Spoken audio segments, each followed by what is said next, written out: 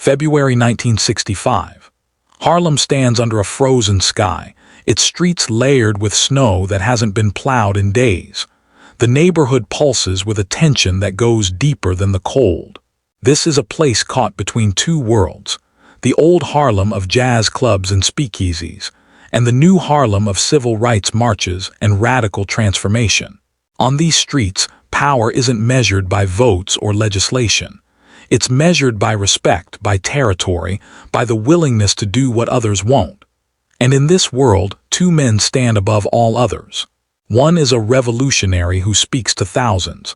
The other is a kingpin who controls the shadows. Their paths should never cross. But in February 1965, they do. Malcolm X hasn't slept properly in weeks. His eyes carry the weight of a man who knows his time is running out. He's broken with the Nation of Islam, the organization that made him famous, that gave him purpose after prison, that transformed him from Malcolm Little into Malcolm X. But that transformation came with a price. He saw things inside the nation that contradicted everything it claimed to stand for: corruption, hypocrisy, abuse of power. When he spoke out, when he refused to stay silent, he became a target. Not from the white establishment he spent years fighting, from his own people, from men who once called him brother. The death threats started immediately. Phone calls in the middle of the night, letters describing exactly how they would kill him. His home in Queens was firebombed while his wife and children slept inside. They barely escaped. Malcolm knew the attacks would continue. He knew the Nation of Islam had reach, had resources, had men willing to do whatever their leaders commanded. He was being hunted systematically by an organization that knew his every move, his every contact, his every weakness. The FBI was watching. The NYPD was watching, but neither would protect him. They wanted him dead too, just for different reasons. In Harlem, everyone knows Malcolm X is a marked man. The neighborhood watches him walk through the streets with a mixture of reverence and dread. He's become a symbol of something larger than himself, the cost of speaking truth, the price of refusing to bow. But symbols don't stop bullets. Principles don't deflect knives. Malcolm needs protection, real protection, the kind that comes from men who understand violence intimately. He needs the kind of power that doesn't come from speeches or movements. He needs the power of the streets. Bumpy Johnson watches Harlem from a different angle. He's been released from prison recently, returning to a neighborhood that changed in his absence but still remembers who built its underworld. Bumpy isn't like the new generation of gangsters flooding Harlem with heroin and chaos. He's old school. He operates with codes, with rules, with a sense of responsibility to the community that raised him. He runs numbers, controls gambling, manages protection rackets. But he does it with a philosophy. Never poison your own people, never let outsiders exploit your neighborhood, never forget where you came from. Bumpy's reputation is legendary. He fought the Italian mafia when they tried to take over Harlem in the 1930s and 40s. He allied with them when it served black interests. He went to prison rather than betray his principles. He's killed men who deserved killing and spared men who showed respect. In Harlem's criminal underworld, Bumpy Johnson is more than a boss. He's an institution. He's the man other men fear and admire in equal measure. When Bumpy speaks, people listen. When Bumpy moves, the entire neighborhood feels it. The two men exist in separate spheres. Malcolm X fights for political liberation, for consciousness, for a complete restructuring of how black people see themselves and their place in America. Bumpy Johnson operates in the practical reality of survival, in the economy of vice and violence that sustains Harlem when legitimate opportunities are denied. Malcolm would never publicly endorse what Bumpy does. Bumpy would never claim to understand Malcolm's revolutionary vision. But both men share something fundamental. They refuse to bow to white supremacy, and they refuse to let their people be exploited without consequence. The meeting is arranged through intermediaries, people who exist in both worlds, who understand that sometimes the preacher and the gangster need each other.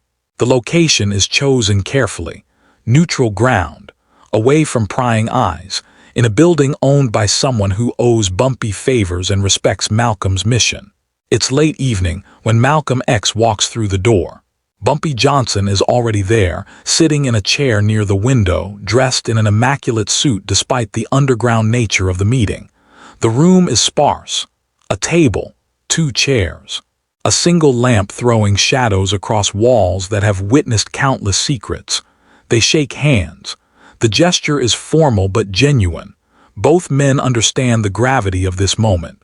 Malcolm sits down slowly, his body language revealing exhaustion that goes beyond physical fatigue.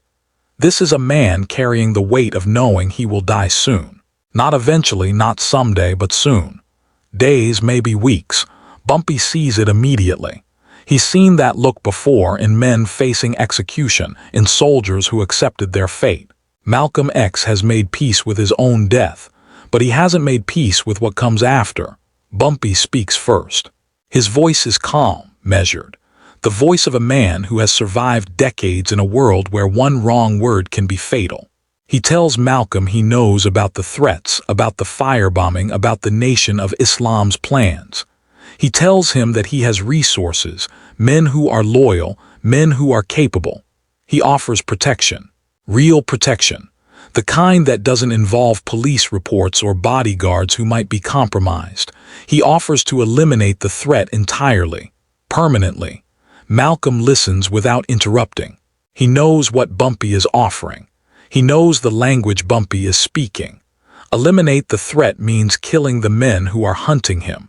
It means using violence to solve the problem of violence.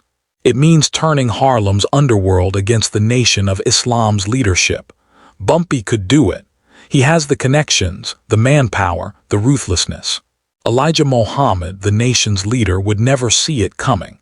The men giving orders to kill Malcolm could be dead within days, but Malcolm shakes his head, not out of fear, not out of doubt about Bumpy's capabilities.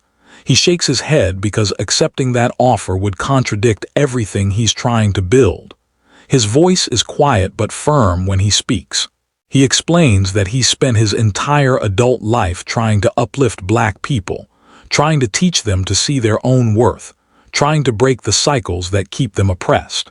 If he saves his own life by having black men kill other black men, even men who want him dead, he becomes part of the problem. He becomes another person perpetuating the violence that destroys black communities from within. Bumpy Johnson doesn't argue. He understands principles. He's built his entire criminal empire on them. But he also understands survival, and he knows Malcolm is choosing death. There's a long silence in that room, filled with the unspoken recognition that this conversation is historical, that whatever happens next will echo through Harlem for generations. Bumpy leans back in his chair, studying Malcolm with the careful attention of a man who has read people his entire life. He sees conviction. He sees clarity. He sees a man who has already crossed the threshold that separates the living from the dead. Malcolm continues speaking, and now his words carry a different weight. He's not talking about his own survival anymore. He's talking about what happens after he's gone. He tells Bumpy that his death will accomplish something important. It will wake people up, will force them to see the corruption inside the Nation of Islam, will create a moment of clarity about what's truly happening in black leadership. But Malcolm worries about what else his death might trigger. He worries about retaliation. He worries about Harlem exploding into violence, about his followers attacking the nation, about a cycle of revenge that will consume the very people he's trying to save. Then Malcolm makes his request, not for protection, not for revenge. He asks Bumpy Johnson for a promise. He asks him to use his influence, his power, his control over Harlem's underworld to prevent black men from killing each other over what's about to happen. When Malcolm dies, and he says when, not if, he wants Bumpy to make sure that his death doesn't trigger more bloodshed. He wants Bumpy to hold the streets together, to prevent the chaos that powerful people will try to exploit. More than that, he wants Bumpy to begin changing how power operates in Harlem, to stop allowing black men to kill each other over territory, over money, over ego. To recognize that every black life lost to internal violence is a victory for the system that oppresses them all. It's an extraordinary request. Malcolm X, the revolutionary, the intellectual, the man who condemned criminality and vice, is asking Bumpy Johnson, the gangster, the numbers runner, the man who built his power on illegal enterprise, to become a guardian of black life. He's asking a criminal to be a protector. He's asking the king of Harlem's underworld to operate with a consciousness that goes beyond profit and survival. He's asking for a fundamental transformation of how power functions in the streets. Bumpy doesn't respond immediately. He stands up, walks to the window, looks out at Harlem's nighttime streets. The neighborhood he's controlled for decades. The place where he's been both predator and protector. He thinks about the contradictions in Malcolm's request. He thinks about what it would mean to honor such a promise.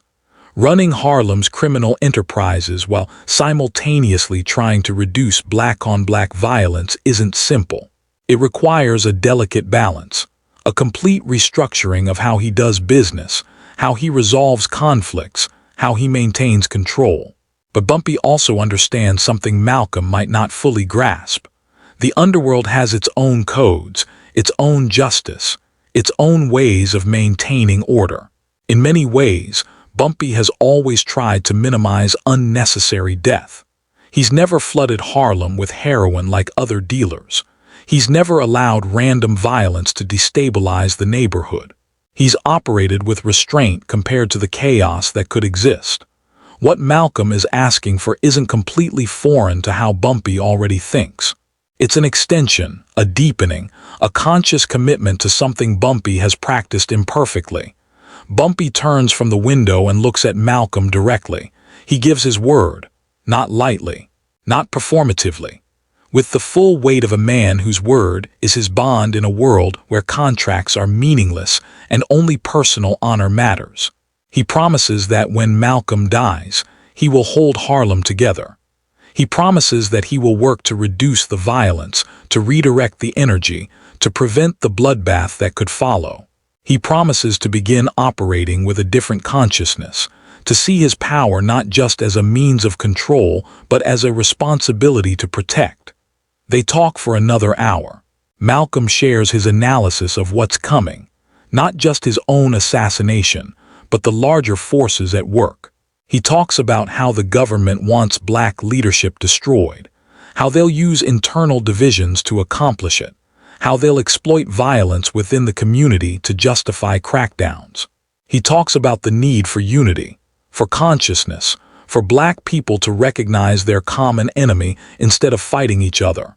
Bumpy listens, absorbing information that confirms what he's observed from the streets. They're approaching the same truth from different angles, Malcolm from ideology, Bumpy from experience.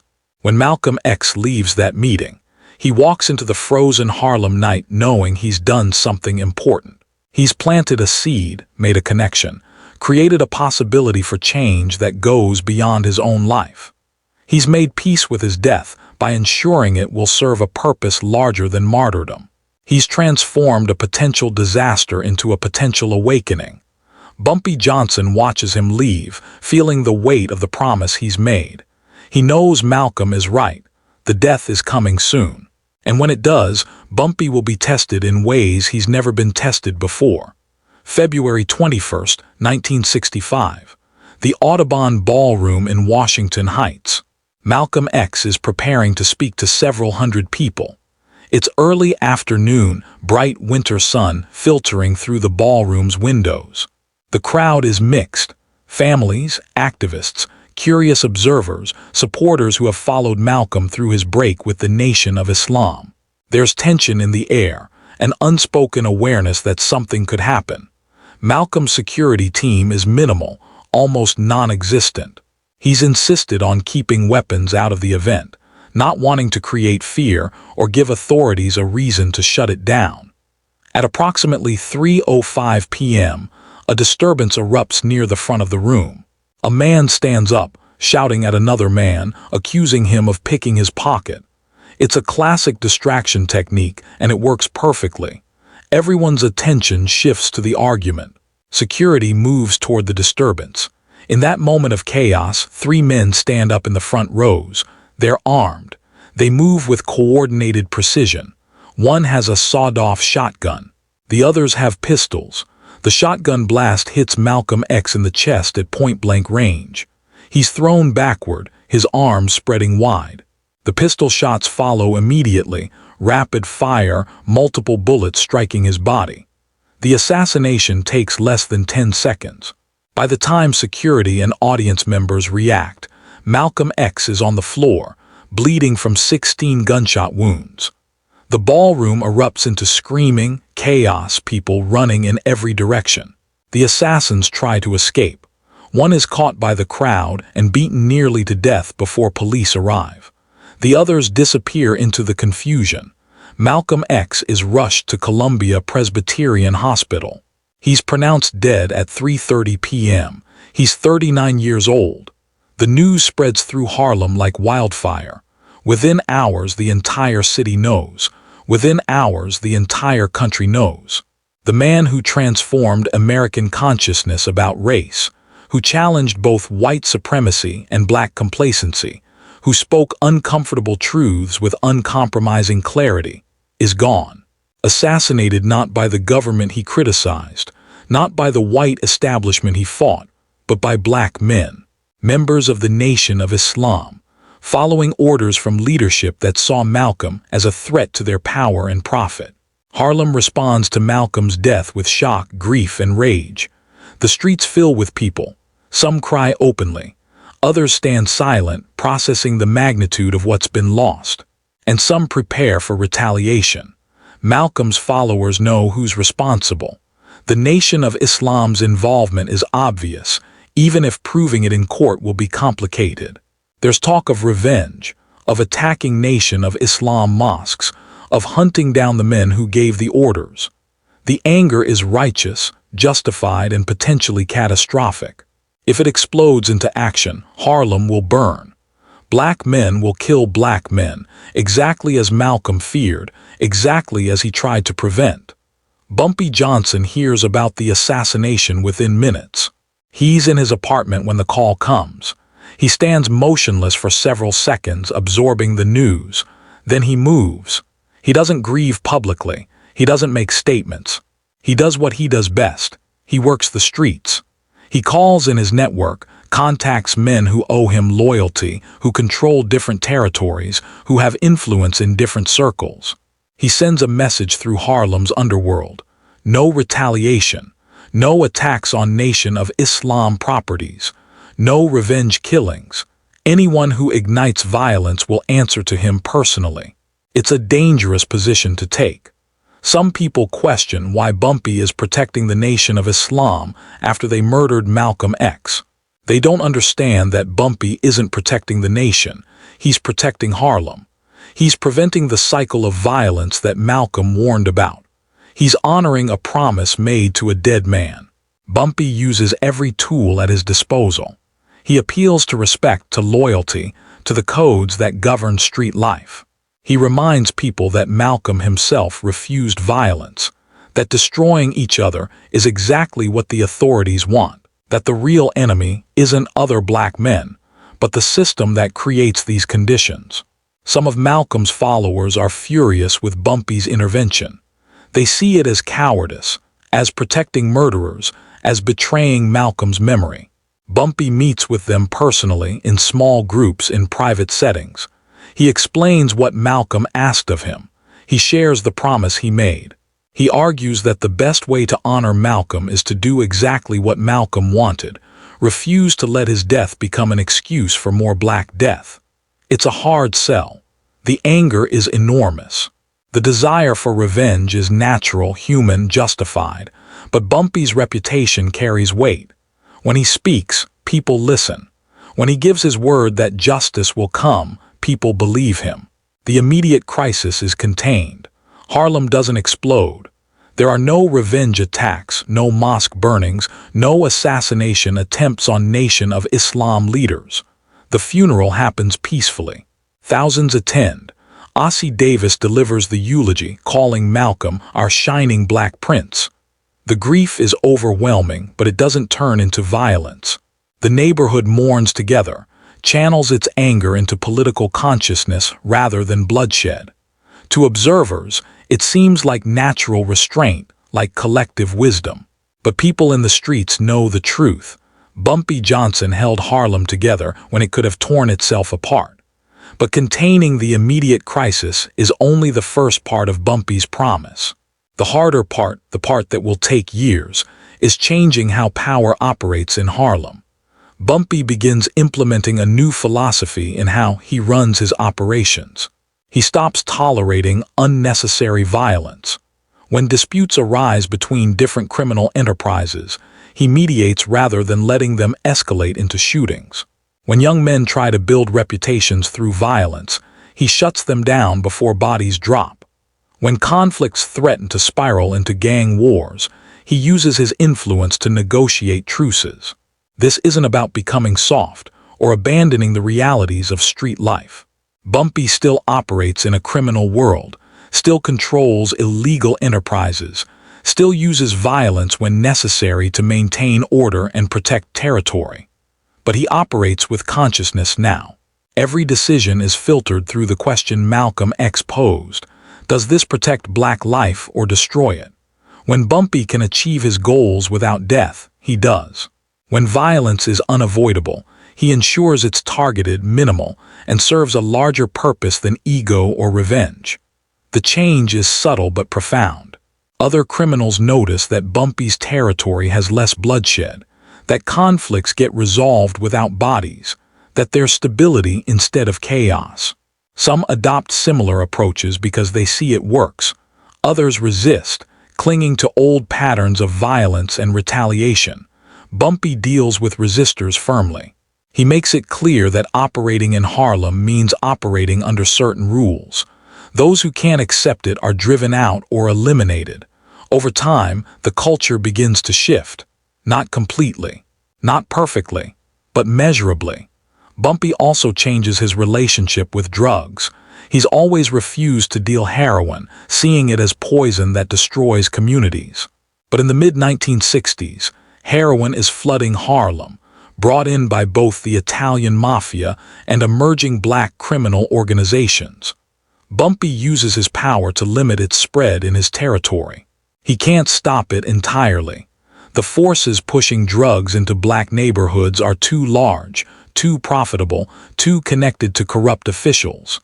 But he can make it harder, more expensive, riskier. He targets dealers who sell to children.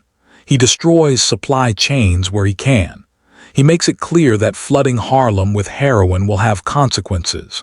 This puts Bumpy in conflict with powerful interests. The mafia wants to expand their heroin operations. Corrupt police profit from the drug trade. Emerging black drug lords see heroin as their path to wealth. Bumpy fights all of them, using different strategies for different enemies. He negotiates with the mafia, finding compromises that protect Harlem's most vulnerable areas. He exposes corrupt cops, making their lives difficult enough that they back off. He confronts black drug dealers directly, appealing to their connection to the community, showing them the destruction they're causing, offering alternative paths to power. It's exhausting, dangerous work. Bumpy makes enemies. There are attempts on his life. His operations face constant pressure, but he persists, driven by the promise he made to Malcolm X. He doesn't publicize what he's doing. He doesn't seek recognition or praise. He operates in the shadows as he always has, but now with a purpose that goes beyond personal power or profit. He becomes a different kind of kingpin, one who sees his role as protective, not just exploitative. The impact is real. Harlem in the years following Malcolm's death could have descended into chaos. The combination of political assassination, drug epidemic, economic collapse, and police brutality created conditions for massive violence. Other neighborhoods experienced exactly that: gang wars, drug-related massacres, communities tearing themselves apart. Harlem avoided the worst of it, not entirely. Violence still occurred. People still died, but it could have been so much worse. Bumpy Johnson's quiet work, his enforcement of codes, his mediation of conflicts, his protection of certain boundaries, all of it saved lives that would have been lost. Most people never knew. Malcolm X's followers focused on his political legacy, his writings, his vision for black liberation. Civil rights historians studied his impact on consciousness and activism. The Nation of Islam faced scrutiny for his assassination. But the promise Malcolm extracted from Bumpy Johnson and Bumpy's faithful execution of that promise remained largely invisible. It happened in rooms where decisions about street-level power were made. It happened in conversations between criminals who understood that their choices affected entire communities. It happened in the mathematics of violence prevented, of lives saved, of a neighborhood held together against forces trying to tear it apart. Bumpy Johnson died in 1968. Just 3 years after Malcolm X, he collapsed of a heart attack in a Harlem restaurant, still actively managing his operations, still holding the neighborhood together. His death created a power vacuum that others rushed to fill, and many abandoned the codes he'd enforced. The heroin epidemic worsened. Violence increased. The restraint Bumpy maintained began to collapse, but for those 3 years, he honored his promise. He operated with consciousness. He protected black life when he could. He transformed what it meant to be a kingpin in Harlem. Malcolm X's assassination sparked movements that continue today. His vision of black liberation, his critique of American racism, his insistence on self-determination, all of it shaped generations of activists and thinkers. His death forced confrontations with the Nation of Islam's corruption, eventually leading to reforms and fractures within that organization. His life and death became symbols of the cost of speaking truth, the price of integrity, the power of refusing to compromise principles even facing death. But there's another legacy, smaller and quieter, that also deserves recognition. In February 1965, a revolutionary and a gangster had a conversation that changed Harlem. One man died knowing his death would serve a purpose. The other man lived honoring a promise that most people never knew existed. Together, they demonstrated something profound. That transformation can come from unexpected places, that consciousness can exist in the underworld, that protecting black life is everyone's responsibility regardless of their role in society. Harlem remembers both men, though differently. Malcolm X has streets named after him, monuments, annual celebrations of his birthday. Bumpy Johnson lives in stories, in the memory of old-timers who knew what he did, in the folklore of a neighborhood that understands its own history better than outsiders ever will. The meeting between them remains one of Harlem's secrets, a moment when two forms of power recognized each other, when a dying man asked for a promise and a dangerous man kept it.